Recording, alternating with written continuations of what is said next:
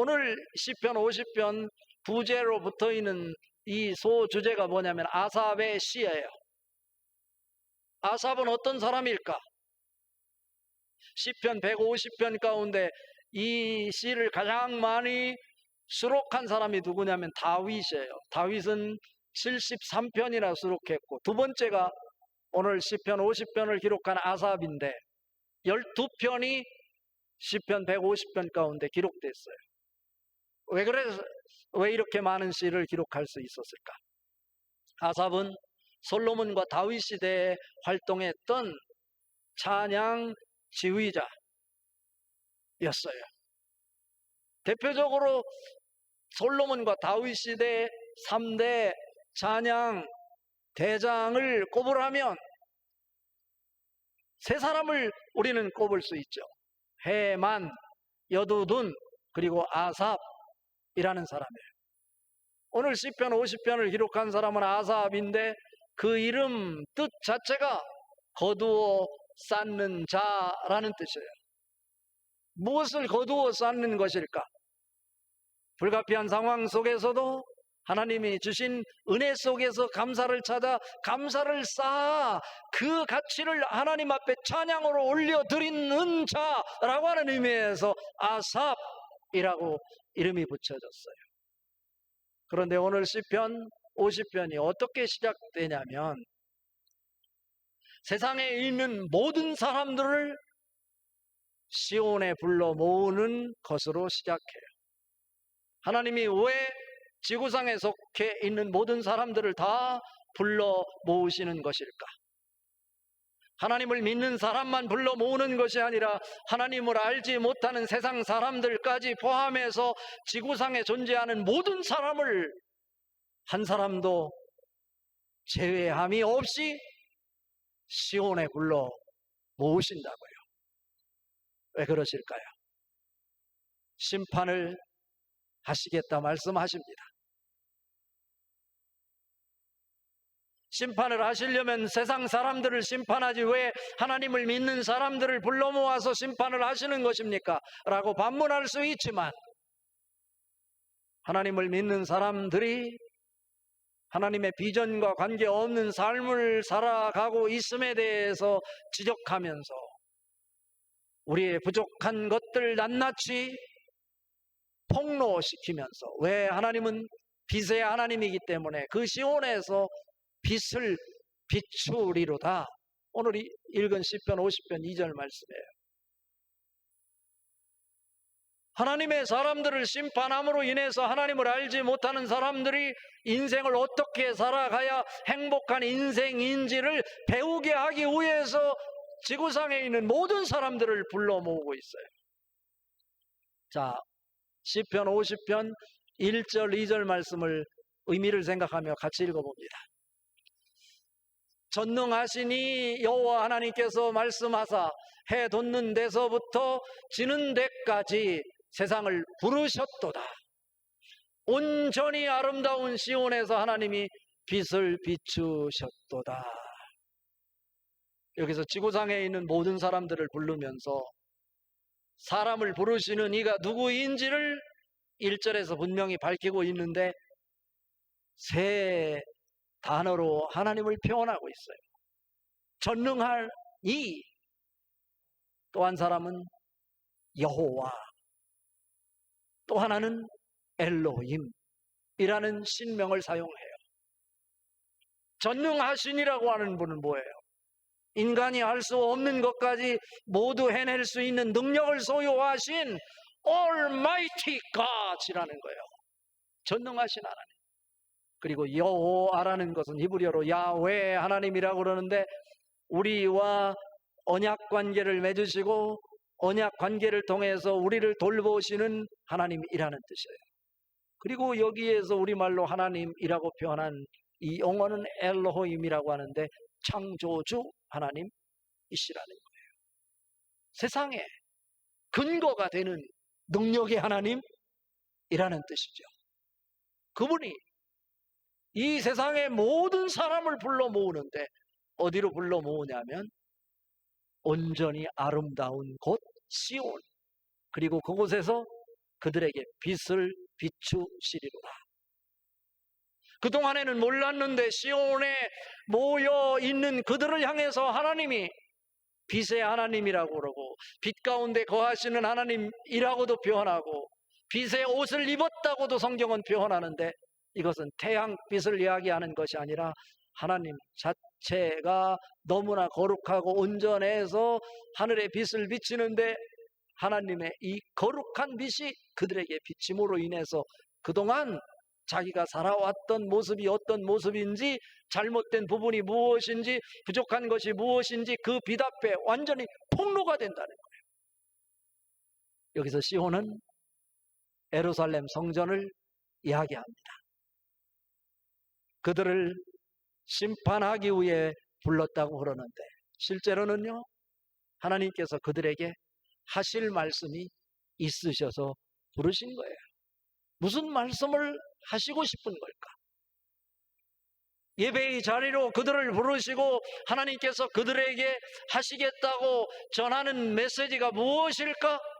이 오늘 본문 말씀을 통해서 하나님께서 우리에게 전달하시고자 하는 메시지가 뭘까? 오늘 저는 상황을 재해석하는 능력이 감사이다 라고 하는 제목으로 이 말씀에 초점을 맞추어서 오늘 말씀을 재해석하고 재구성함으로 인해서 어떻게 하면 하나님이 전달하시고자 하는 이 메시지에 부합한 인생을 살아 행복한 인생, 감사하는 인생을 살아갈 수 있을 것인가? 그 해답을 찾아보려고 합니다. 첫 번째로, 예배는 감사와 행복한 삶의 출처를 제공한다 라고 하는 것입니다. 하나님께서 세상의 모든 사람을 불러 모았다고 그랬어요.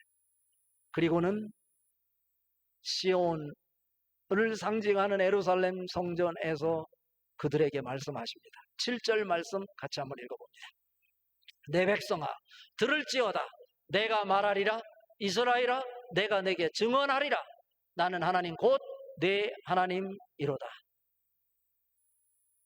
이스라엘 백성들을 시온에 불러 모아놓고 하나님을 알지 못하는 사람들이 그곳에 가득 에워싸고 있는데, 그들 앞에서 이스라엘 백성들아 내 백성아 들을지어다. 내가 말하리라. 내가 너에게 증언하리라. 나는 하나님 곧 너희 하나님이라.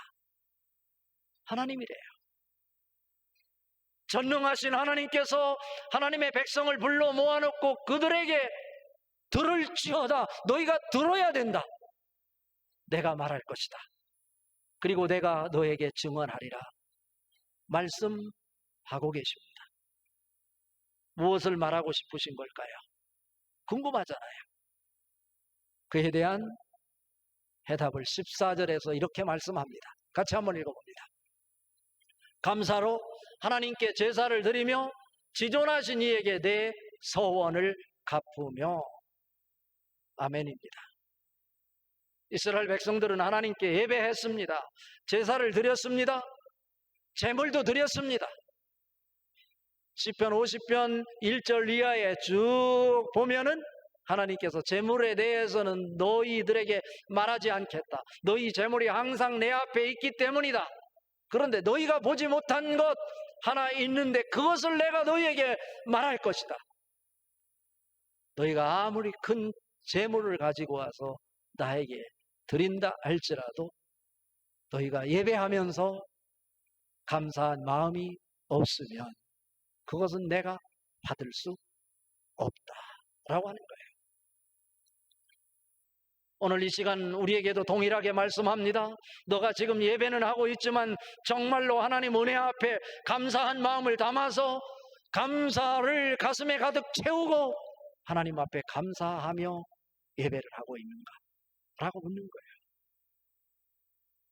또 한 가지가 있어요. 그게 뭐냐면 지존하신 이에게 내 서원을 갚으며. 감사한 마음으로 예배하는 것은 기본이고, 예배를 통해서 하나님의 비전과 하나님의 뜻을 보았다면 너가 그동안 살아왔던 내 생각, 내 방식 내려놓고 내 생각과 내 방식이 하나님의 뜻에 묶여져서 그 하나님의 뜻을 위해 살아가는 삶인가? 라고 묻고 있는 거예요. 서원을 갚으라고 하는 것은, 여기서 서원이라고 하는 것은 히브리어로 네데르라고 하는데, 네데르는 하나님의 뜻에 내 뜻이 묶이는 것, 이것을 서원이라고 그래요. 여러분, 언제 서원을 합니까? 불가피한 상황 속에서 내 힘으로는 도저히 할 수 없을 때 세상의 모든 것 내려놓고 내가 바라보던 것 중단하고 오직 하나님을 바라보면서, 하나님, 이 문제만 해결해 주면 내가 이제부터는 하나님을 위해서 이런 일 하겠습니다, 이렇게 살아가겠습니다 고백하고 다짐하는 이 기도를 서원 기도라고 합니다. 이것을 다른 말로 표현하면, 그동안은 내 방식, 내 뜻대로 살았는데 이제 하나님 뜻에 내 뜻이 묶이게 하여 내 뜻은 없고 오직 하나님 뜻만을 위해 살아가겠습니다, 이것이 서원이라고요. 그러니까 오늘 이스라엘 백성들을 시온인 예루살렘 성전에 불러 모아놓고 하나님을 알지 못하는 세상 사람들이 지켜보는 가운데 그들을 향해서 이렇게 말씀하시는 거예요. 너가 감사함으로 하나님 앞에 예배하는가? 너 뜻이 아닌 하나님 뜻에 내 생각과 내 뜻이 묶여져 너가 살아가는 삶의 방식이 하나님 뜻을 품고 살아가는 의로운 삶인가? 라고, 두 가지가 있는가? 라고 묻고 있는 거예요. 그런 의미에서 저는, 하나님은 오늘 예배를 통해서 우리에게 보여주는 것은 감사의 출처가 무엇이고 행복한 삶의 출처가 무엇인지를 우리에게 보여주는 거예요. 감사의 출처는 예배입니다. 행복한 삶을 살아갈 수 있는 기초를 제공하는 것이 예배입니다. 추수감사주일도 단순히 감사하는 것이 아니라 떡을 나누고 우리의 마음을 나누고 사랑을 나누는 것이 추수감사주일이 아니고, 이곳에 바로 예배가 연결되어 있어야 진정한 추수감사절이 되는 것입니다. 예배가 없으면 감사절이 될 수 없는 거예요. 여러분은 어떤가요? 지금 감사의 마음이 넘쳐 흐르고 있나요? 여러분이 살아가는 삶의 방식이 내 뜻이 아닌 하나님의 비전과 하나님의 뜻이 내 삶 속에 들어와서 나도 모르게 언젠가부터 내 뜻이 아닌 하나님의 뜻을 위해서 내가 살고 있는지요? 갈라디아서 2장 20절에 보면, 내가 그리스도와 함께 십자가에 못 박혔나니 그런즉 이제는 내가 사는 것이 아니 오직 내 안에 그리스도께서 사시는 것이라. 이제 내가 육체 가운데 사는 것은 나를 위하여 십자가에 못 박혀 돌아가시는 하나님의 아들을 믿는 믿음 안에서 사는 것이라 사도 바울이 고백하는 것처럼, 여러분, 예배를 통해서 감사의 출처와 행복한 삶의 출처가 무엇인가를 발견해낼 수 있는 여러분 될 수 있기를 바랍니다. 자, 그렇다면 예배를 통해서 감사의 출처와 행복한 삶의 출처를 발견한 사람들이 어떻게 살아가야 될 건가? 두 번째 단계가, 감사는 금식과 회개 운동의 정신이 담겨 있어야 한다라고 하는 거예요. 여기서 감사는 Thanksgiving이라고 하는 추수감사라고 하는 단어로 대치해서 사용해도 관계없어요. 자, 오늘 읽은 말씀 중에 22절 말씀 같이 읽어봅니다. 하나님을 잊어버린 너희여, 이제 너 이를 생각하라. 그렇지 아니하면 내가 너희를 찢으리니 건질 자 없으리라. 이렇게 말씀하고 있어요. 누구보다도 하나님을 잘 믿는다고 생각하고 예배도 드리고 제물도 드렸는데, 예루살렘 성전에 모여있는 하나님의 백성들을 향해서, 하나님, 세상 사람들이 다 지켜보고 있는데 아무 부족함이 없다고 하는 그들을 향해서 뭐라고 말씀하고 있냐면, 하나님을 잊어버린 너희요. 무슨 얘기입니까? 그들은 예배하는 자였어요. 그들은 제물을 드리는 자였습니다. 그런데 하나님을 잊어버린 자라고 그들을 호칭합니다. 무엇을 잃어버렸다는 이야기일까요? 감사를 잃어버리고 은혜를 잃어버리고 하나님의 뜻을 외면한 채 자기 방식으로 세상을 살아가고 있는 그들을 향해서 하나님을 잊어버린 자요 라고 하나님은 외치고 있는 것입니다. 이 시간 예배의 자리에 나와 있는 우리를 향해서 동일하게 하나님 이렇게 외치고 계신지 모르겠습니다. 하나님을 잊어버린 자요, 너희여 이제 이를 생각하라. 그렇지 않으면 너희를 찢으리니 건질 자 없으리라.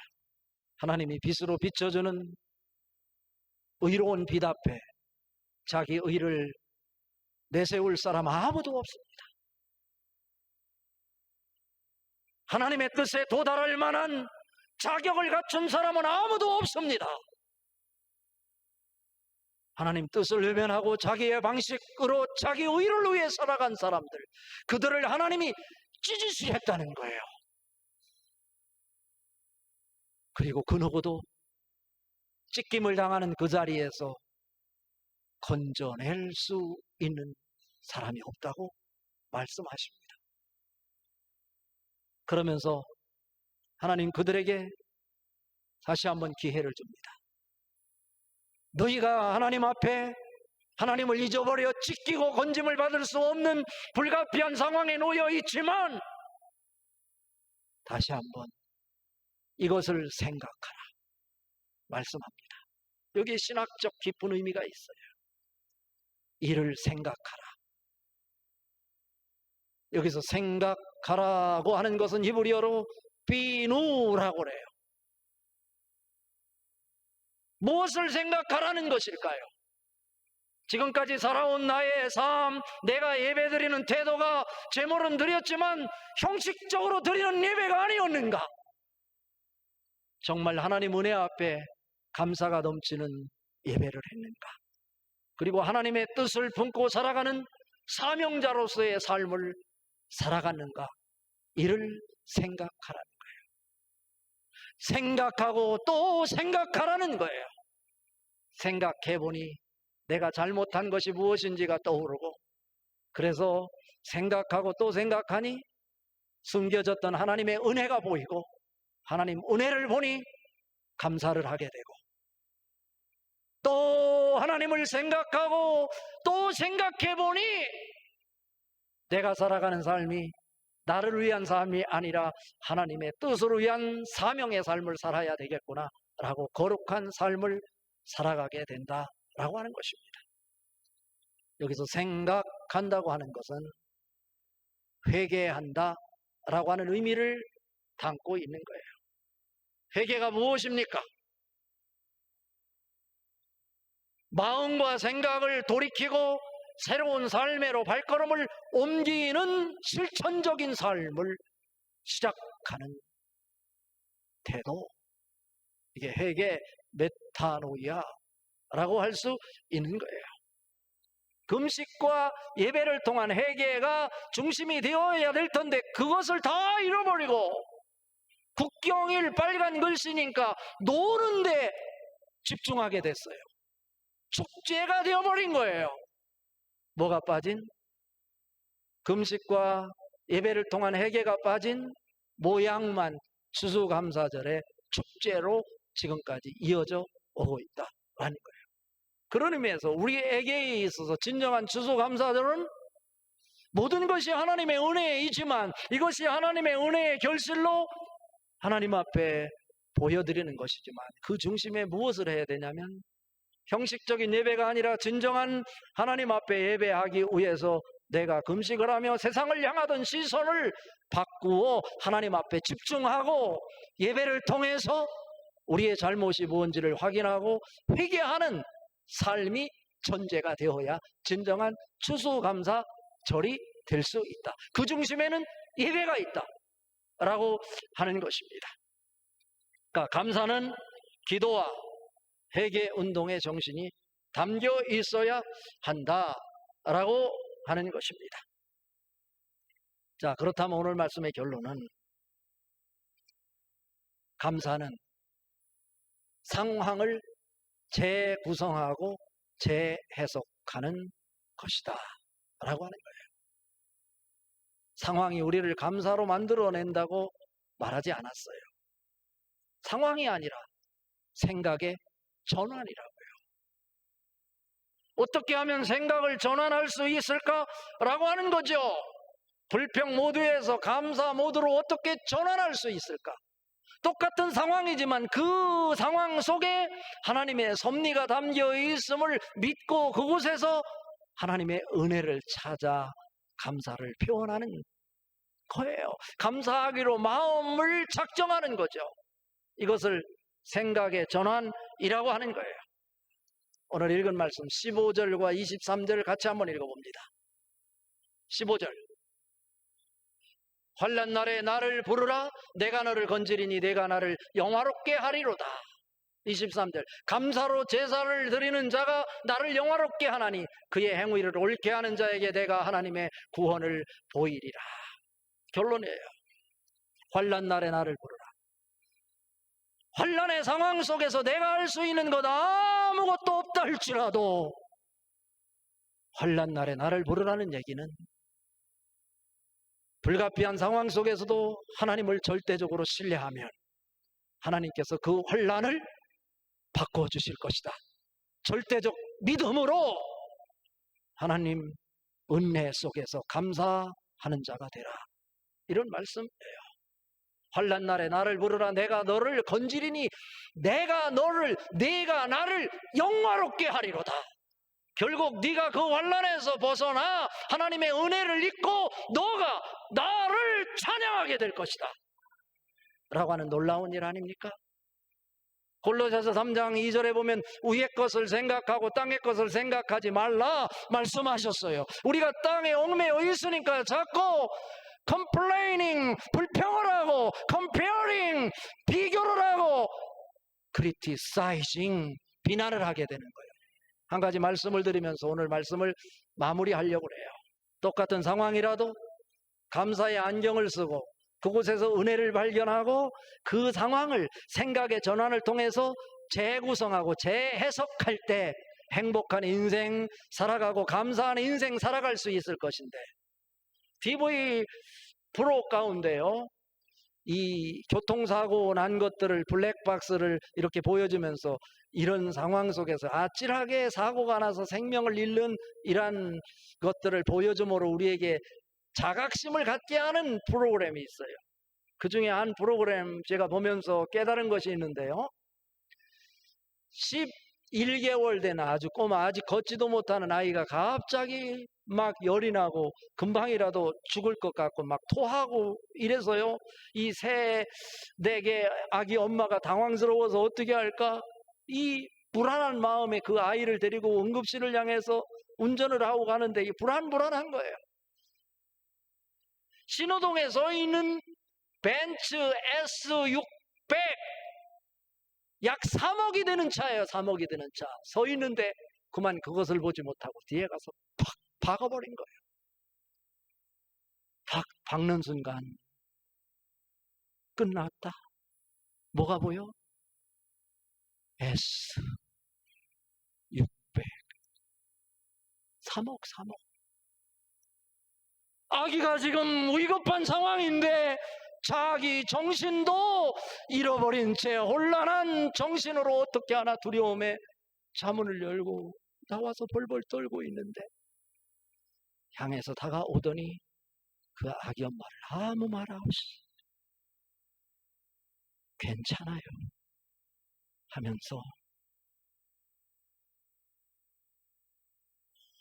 꼭 안아주는 거예요. 안아주는 거예요. 자기는 끝장난 줄 알았는데 괜찮대요.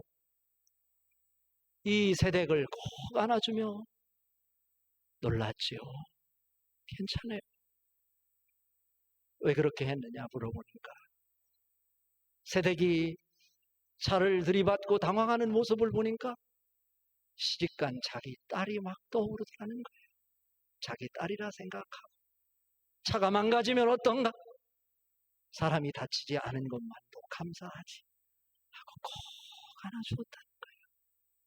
이게 바로 생각의 전환 아닐까요?